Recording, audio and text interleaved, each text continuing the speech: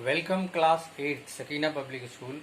हमारा chapter second चल रहा है बायोलॉजी में चैप्टर सेकंड है रिप्रोडक्शन।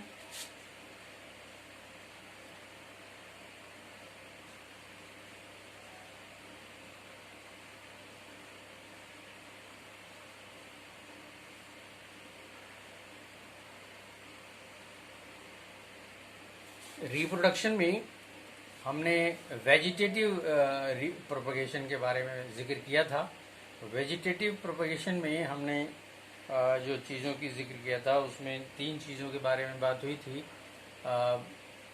रूट्स, स्टेम और लीव्स। उसके बाद हमने शुरू किया था इनसे प्रोपगेट करते हैं और बहुत सारे तरीके भी हमने बताया आपको।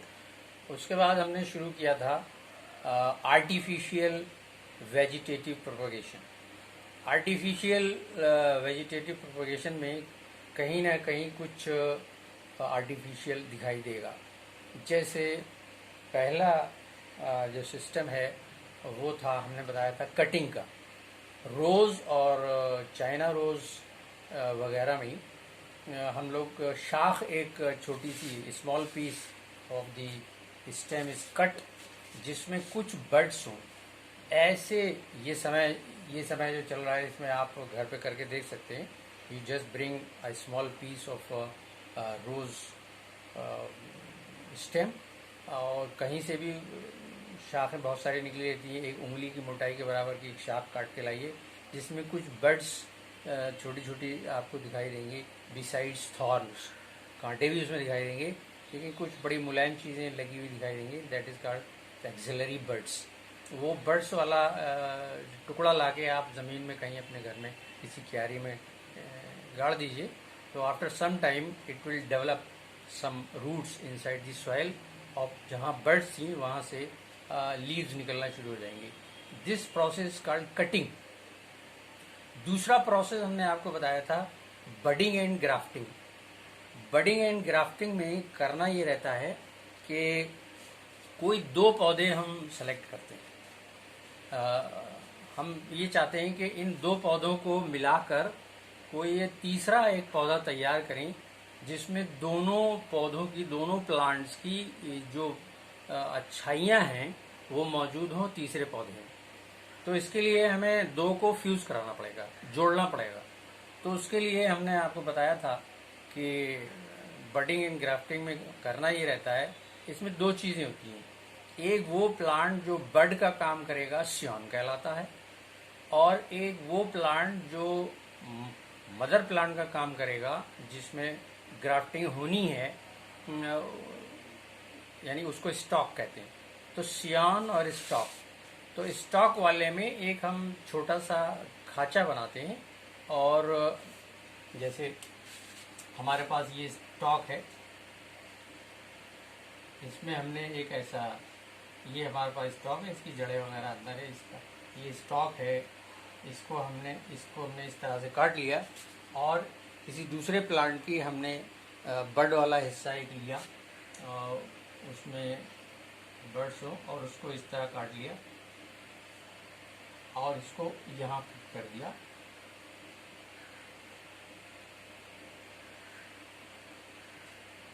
और इस जगह को खूब टाइटली कपड़े से लपेट दिया ताकि ये एक दूसरे से चिपक जाएं। कुछ दिन इंतज़ार किया तो फिर इसमें लीव्स आने लगेंगी। Once you see that the leaves are growing from the scion, ये सियॉन है,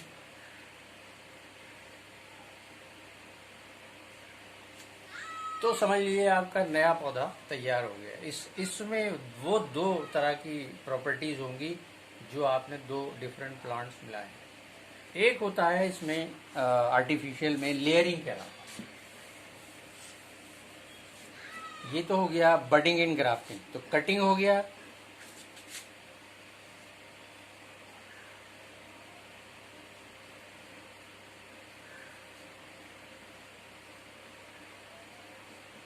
बडिंग एंड ग्राफ्टिंग।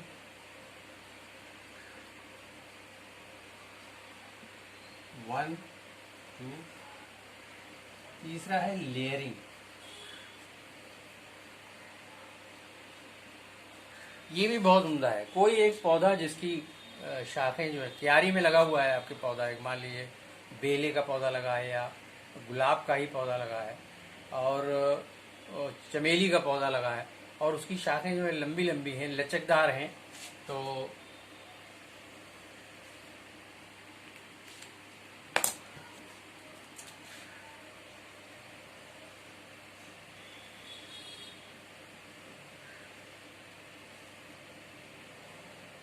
इस तरह उसकी ब्रांचेज हैं with leaves and flowers also.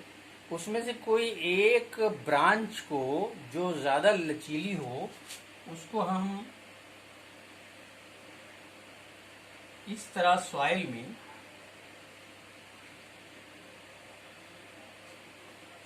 में उसको दबा देंगे। कुछ दिनों बाद आप देखेंगे कि उसमें भी नई नई पत्तियां आने लगी हैं, तो यहाँ से फिर काट देंगे।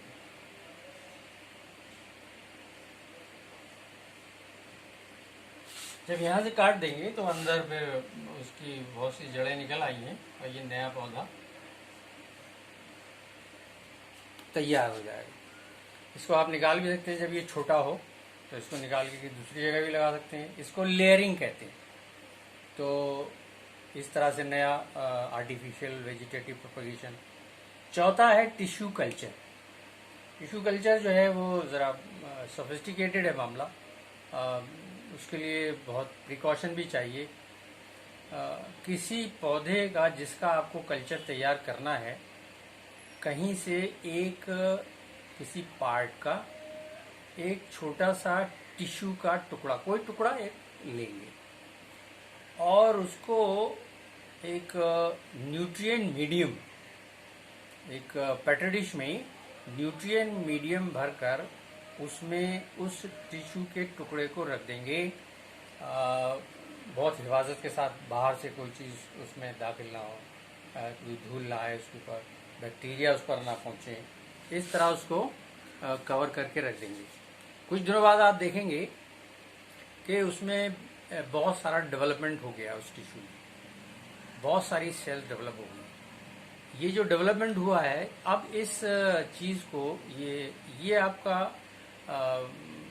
कैलस कहलाता है, CALLUS कैलस। अब इस कैलस को किसी दूसरी जगह, मान लीजिए अगर आपने टेस्ट ट्यूब में किया है तो अब किसी दूसरे बर्तन में इसको लाना है जिसमें दूसरा न्यूट्रिएंट मीडियम हो, और वहाँ पर ये फिर अपने आप को डिफ्रेंशिएट करेगा। सेल्स डिफ्रेंशिएट करके रूट्स बनाने की कोशिश करेंगी, स्टेम बनाने की कोशिश करेंगे, लीव्स बनाने की कोशिश करेंगे। और जब इतना ये तैयार हो जाए, प्लांटलेट कहलाता है ये, जब इतना तैयार हो जाता है तो इस प्लांटलेट को लेकर किसी जगह रोपा जाएगा, यानी किसी सॉइल में, मिट्टी में जहाँ क्यारी है या गमला है, उसमें इसको पौधे को लगा दिया, प्लांटलेट को लगा दिया जाएगा। वहाँ पर ये बहुत तेज़ी से बढ़ेगा और इस तरह से आपका टिश्यू के एक टुकड़े से asexually with the help of tissue culture you have just grown new plant.